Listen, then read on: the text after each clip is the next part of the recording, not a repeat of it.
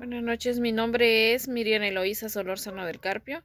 Curso el séptimo semestre de la carrera en la licenciatura en Derecho.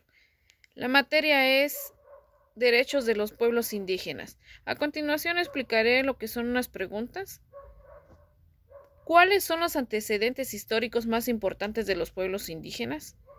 Más que nada el 23 de diciembre de 1994, durante el Decenio Internacional de las Poblaciones Indígenas del Mundo, la Asamblea General decidió que se celebra cada año el Día Internacional de las Poblaciones Indígenas.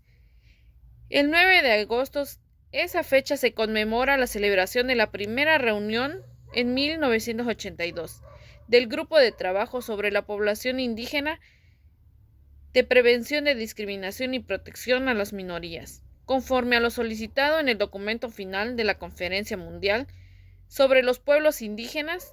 En el 2014 se elaboró un plan de acción en el 2015 para todo el sistema de Naciones Unidas sobre los derechos de los pueblos indígenas.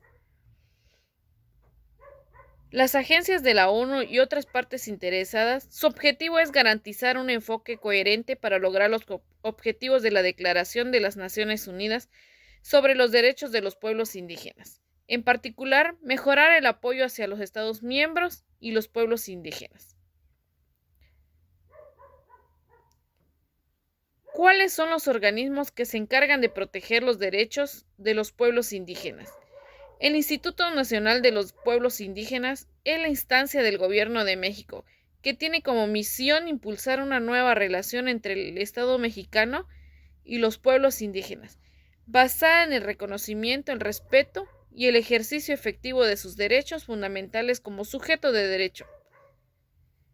¿Cuáles son los derechos de los pueblos y comunidades indígenas que han identificado en esta unidad? Algunos de estos derechos son los culturales y territoriales, derechos a la identidad, a la educación, a la salud, al idioma, derecho a no ser discriminado como motivo del origen o identidad indígena, derecho a la libre determinación, a la propiedad intelectual o conservar y reforzar sus propias instituciones, derecho a la consulta previa, libre e informada y a decidir las prioridades para algunos desarrollos. Por mencionar algunos, asimismo establece parámetros de protección relacionados con los derechos colectivos, identidades culturales, derechos organizados y políticos. Explica el derecho que consideres lo más importante. Los pueblos indígenas tienen derechos a mantener y desarrollar sus sistemas e instituciones políticas, económicas y sociales, a disfrutar de forma segura de sus propios medios de subsistencia y desarrollo, y a dedicarse libremente a todas sus actividades económicas, tradicionales y de otro tipo de... Uno de los derechos más importantes es el derecho a la libertad de expresión y a la salud.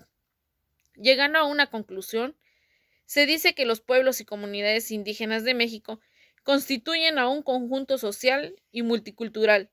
Son portadores de identidades culturales que han desarrollado históricamente. Los derechos indígenas han exigido una defensa y protección basada en esa diversidad y pluralidad cultural, pero al mismo tiempo han reclamado que se tome en cuenta la especificidad histórica de cada pueblo y comunidad, con la finalidad de hacer visibles situaciones que les permitan participar y tomar decisiones sobre el rumbo que desean seguir para un buen vivir y la satisfacción plena de sus derechos como personas y pueblos y comunidades indígenas.